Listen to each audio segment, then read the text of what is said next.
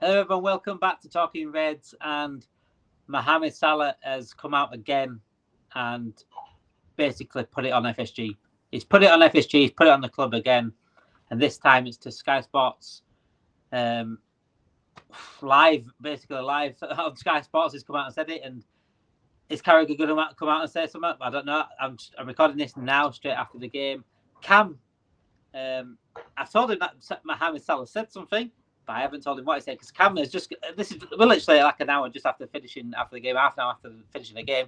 Cam hasn't seen what Mohamed Salah's saying, so this is going to be a raw reaction to what Mohamed Salah has said after the game, and it's a big statement again. It's very damning again. So this is what he said. Honestly, it's in my head. Until now, this is my last Man City game I'll play for Liverpool. So I was just going to enjoy it. That's what he said. I will enjoy every second here, and hopefully we just win the league, and we'll see what will happen. That's the words of Mohamed Salah, the king, the guy that again won us the game basically on an amazing assist and a great penalty in the bottom corner.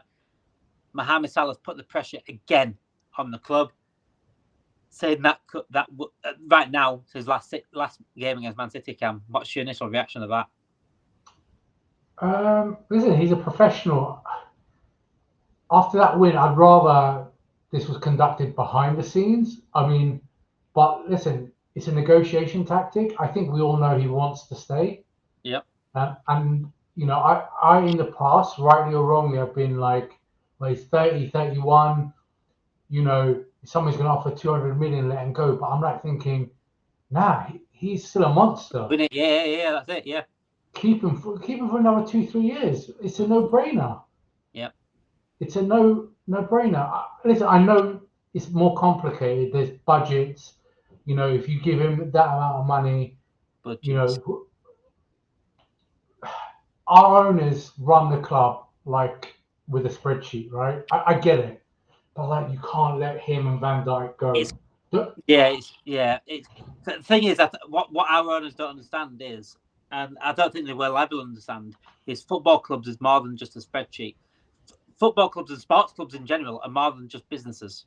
It's not like we can't afford this. We can afford this. We can afford Salah to sign on. We can afford these transfers to come in. We can afford Van Dijk signing on. But they want to just make as much money as they can out of this club for whatever reason, whether they want to spread their portfolio, whatever. And that's the only way they look at it. They look at it financially and business wise. But there's passion in terms of sports teams. There's passionate fans. There's more to. It's like a religion. It is football. Sporting your sports team. It is a religion, 100%. Sporting your sports team. It's like a religion. So it's not like any other business. It's not like a shopping centre. It's not like Asda. You don't go to Asda. Yeah, you might have a favourite shopping supermarket, but it's not like that. It's not like any other business. The problem is we're not owned by fans. We're owned by businessmen that. This is what I'm saying. This is what I'm saying when I want new owners. I want owners that could have come in and care about the club more. They have to be a full fan. They have to come into every game. They've got to care. They've got to make sure the football comes first and don't lose money. You'll make money off Liverpool. Trust me. No, 100%. Yeah, the valuation's already 10, 15 times what they bought it for. Yeah. I won't be too overly critical of FSG because the infrastructure they built everything. We can thank them for that. Yeah, we can thank them for certain things, but I think they've let us down. We got to be fair, but like in this business to compete at the very top, it does take, sadly, because of what teams like Man United have done and Chelsea are doing with like inflated wages and transfer fees. Like they were giving Jordan Sancho like 400 grand a week or whatever, 350, 300 grand or whatever it is. He wasn't a 400, 300 grand a week player. So when Salah sees that, or Trent sees that, he's getting, hang on a minute. They're getting, give me market rate. No, exactly. So FSG want to be a totally self-sustaining, and I respect that. But like when you're to an extent, if you're swimming in the ocean, and if you see sharks, do you know what I mean? You've got to do what you got to do to survive, right? And ultimately, they could be a little bit more generous with the transfer budgets, I think. I'm not asking for us to go and buy No one is. Mbappe or No one Haaland. has. No. But Yeah. just make us competitive on the Yeah. transfer front. But saying that though, clearly what they have done is left us in a very good position that another manager can come in, and because people were saying Klopp masked a lot of FSG's inadequacies, and I I think he thought did that it as a lot of well. seasons. I think he did a lot of seasons, especially the ones that Yeah, we were like the one in 2020, 2021. We got a couple of injuries, and we went in January and we didn't go get a centre back. Instead, we got Kabak and Davis just as like a panic buy. Again, it happened again. We've got Arthur Mello when we needed a centre midfielder, and we've had to throw seasons away under Klopp. And the way he agreed. galvanised the team, we shouldn't have to.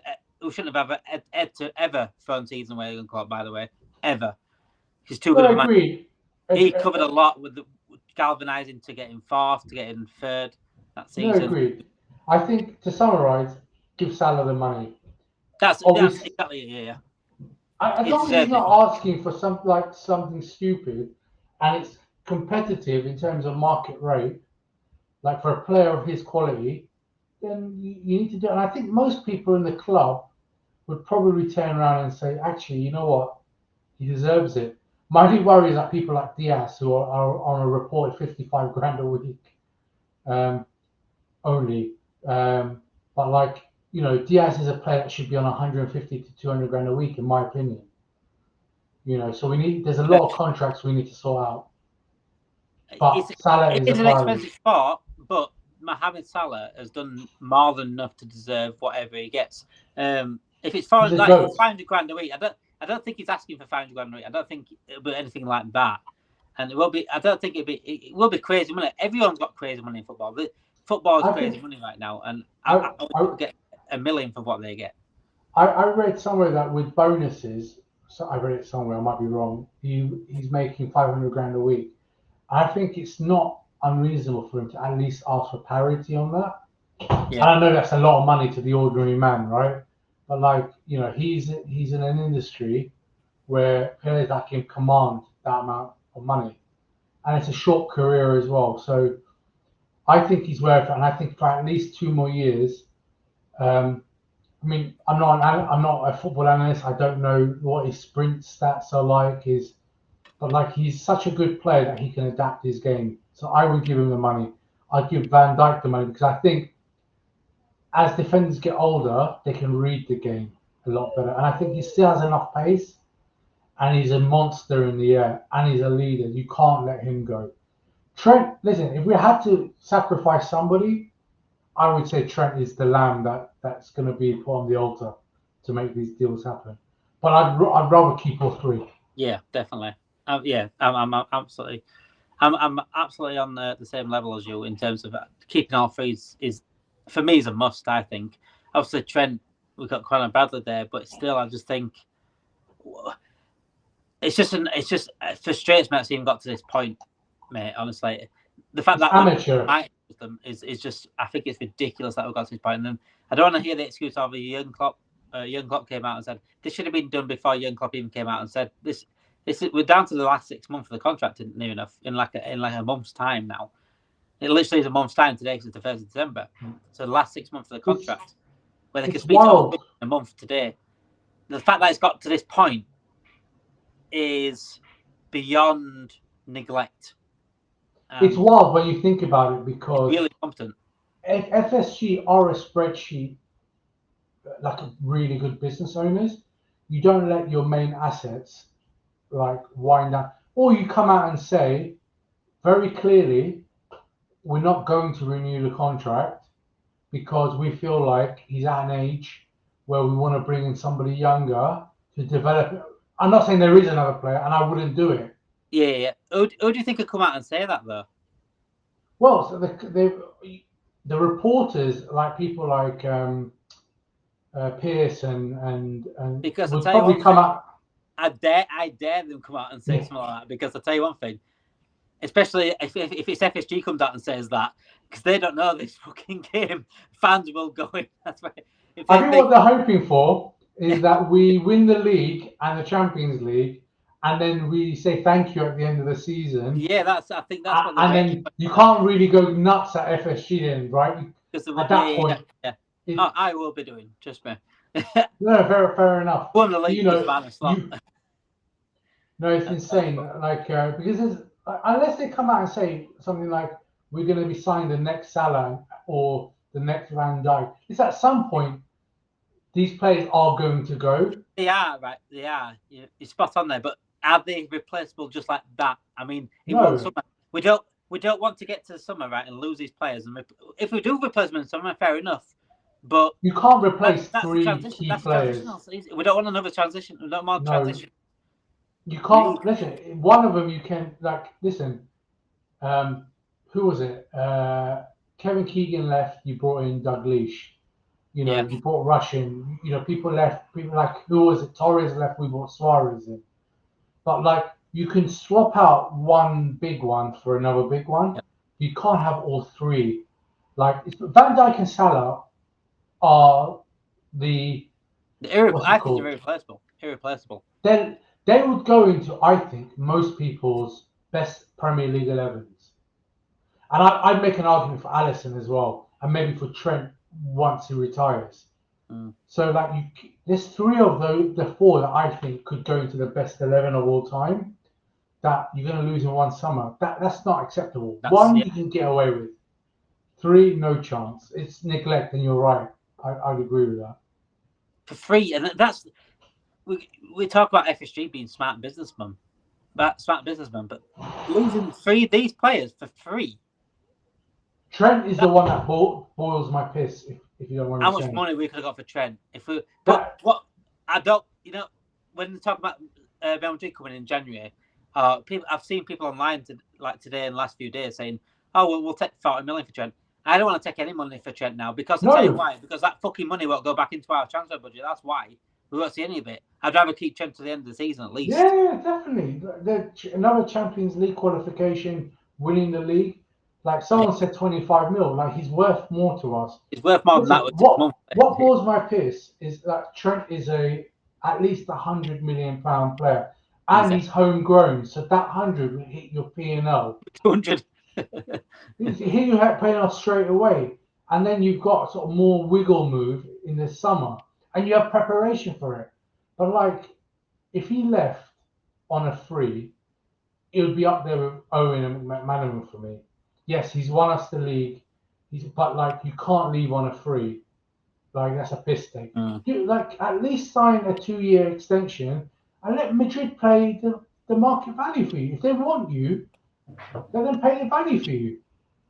Like put a clause in his contract if he really wants to go to Madrid. 100 million and I think that's a fair valuation on him. It's tricky now. I'm never ever on the fence on anything. I'm always like straightforward with all my opinions. But regarding the Trent thing and my thoughts on Trent is, like McManaman, like Owen is going to be hated by his fan base, and fair enough. But I also get him.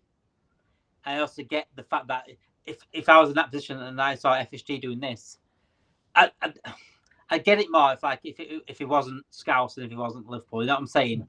Yeah. As a Liverpool fan, I'd play for Liverpool to the end of my career. I'd play Liverpool if I had the chance to play Liverpool all my life. I'd play Liverpool all my life as a Liverpool fan. That's what I do. That's bugging me, right? That's boiling my piss. If Damon he's going and he was going for like 80 to 100 million, I'd be like, thank you very much, no problem. But it's just. Listen, I know him. At some point, he's going to come back to England after Madrid because that's what Madrid tend to do. Newcastle. He's probably going to join Man City. Newcastle. Or I don't think they've got the money, to be honest with you. With I know, but he'll drop in price if he don't perform. He'll drop in price. Or he'll go to Man United. Your whole legacy will be ruined. There's no way he'll go Man United. Well, Owen did. Like I don't think Trent goes by that. I don't think Trent goes.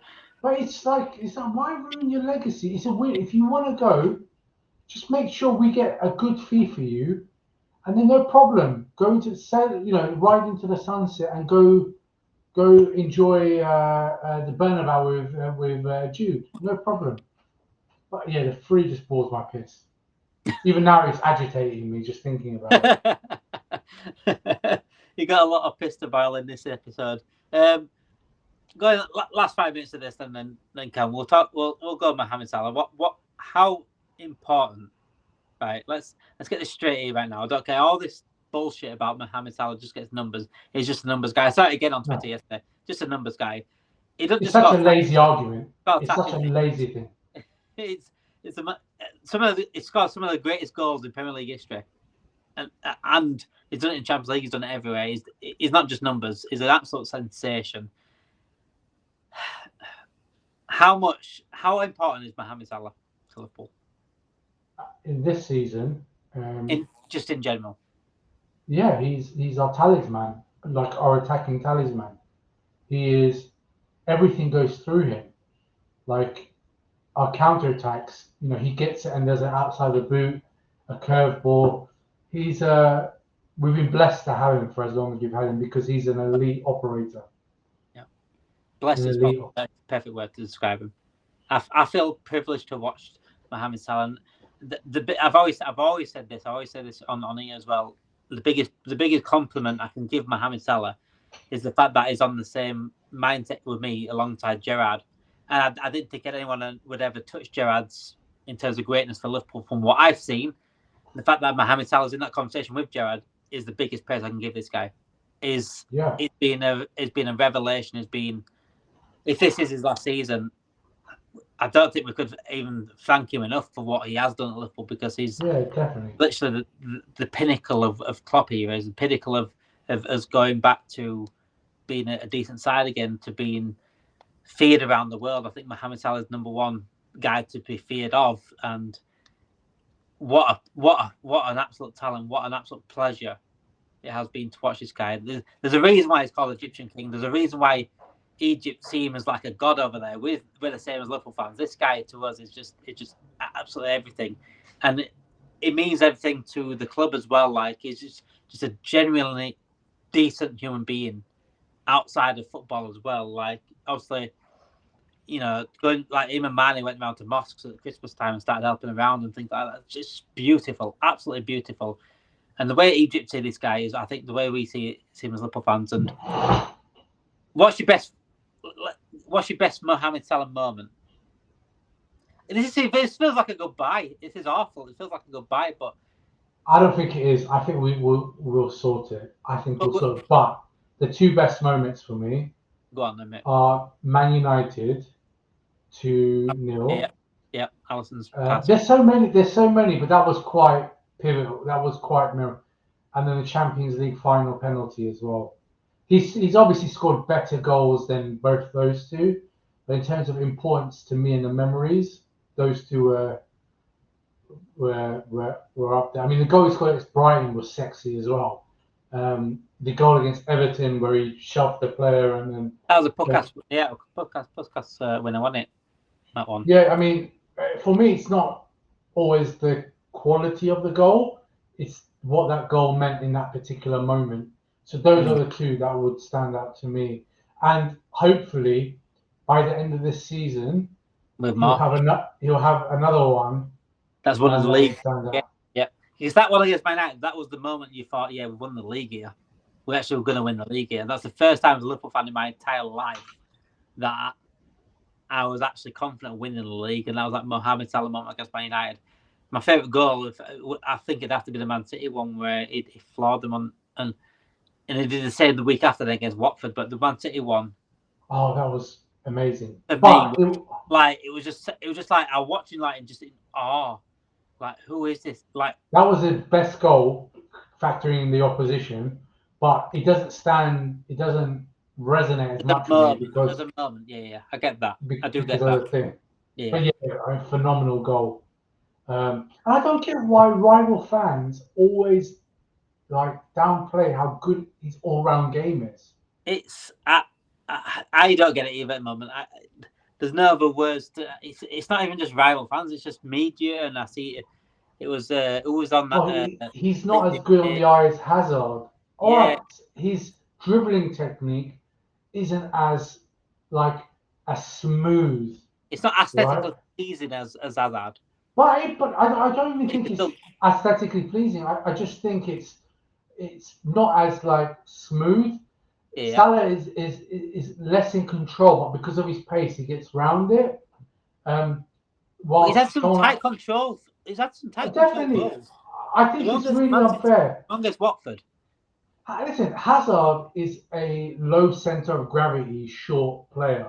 Like a Messi, right? Yeah. So they look better on the dribble. But Salah is an elite dribbler as well. Like it's just the technique looks different.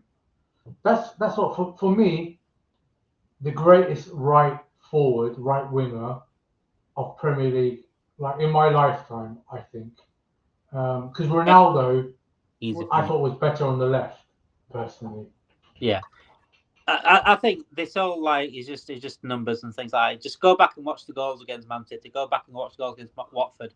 Go back and go watch that goal against Tottenham, where he sort of cut inside and he sort of like dinked it in just on the bar line against Tottenham. I think that was like a 3-3 or a 4-3 game. I think that Tottenham game was a sensational game. And just go have a look at his goal catalogue, and it's not just numbers. He doesn't just score tap-ins. He doesn't just score penalties. I know he scored a penalty today, but and the assist, they don't just do cutbacks. Assists. You see it again today. Sensational pass into Gakpo for a tapping for Gakpo. Put it on a plate for him. It's the most lazy argument you could have. It is. Against just tell me you need to downplay him without telling me you need to downplay it. Like it's just such a lazy argument. He's an elite forward. He's good at scoring goals, good at assisting, can dribble, is creative. There is no weakness to his game from an offensive perspective. So people need to show him more respect. Whatever happens this season, one thing is a must, FSG. If you're going to get any sort of respect from me right now, because you're losing quite grip of every sort of respect I've ever had for you, I still appreciate what you've done for us. I still thank you for the things, but I'm not in debt to you for what you've done either. Thank you for bringing Michael Edwards back. He's made a great decision with Slot. Also, Michael Edwards picked Slot and fantastic decision. But does some brilliant things. But one thing I ask for you is a little bit of ambition here. And that's what I've always asked for you, not just transfers. These players, Mohamed Salah needs to be signed to this club. Yes, he's getting older, but it's not showing. He's getting better and better. And this is why he's coming out and saying these things after a game like this, because he's proven it every single game. And he's telling you, look, sign me now. Please sign me now. And you need to start caring about this club a little bit more now, FSG. This is you're not going to see this message. I don't give a shit. But I'm telling you anyway, you need to start putting a bit more ambition in this club and start putting not money in the club, but letting the money come, letting money loose a little bit more to allow players like Mohamed Salah to stay at football club and us winning titles and winning Champions League, because we need players like this to stay to win that. Because if we lose players like that, we'll soon drop out of title races, soon drop out of and you have to replace them then. I know for a fact you're not going to do it. So sign these players. Mohamed Salah is the king. He's the king of Egypt. He's the king of Liverpool right now, and is irreplaceable right now. So get this done. He's basically asking you to get it done.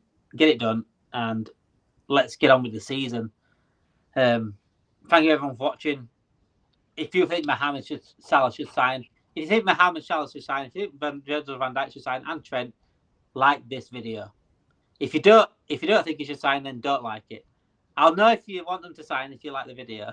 If you don't like it anyway. Subscribe to the channel, guys. Get notification bells on. We've got some special videos coming out this week. More talking quizzes this week as well. A special talking rivals title race special with hopefully a big Man City fan and a big Arsenal fan coming on as well. Get your notification bells on. Enjoy the week as well, guys, because we are top of the league despite the Salah bad news, the bad thing that he came out and said, and has put a little bit of a downer on the season, a little bit of downer on the game. But we are top of the league. Enjoy the week, Reds, and get this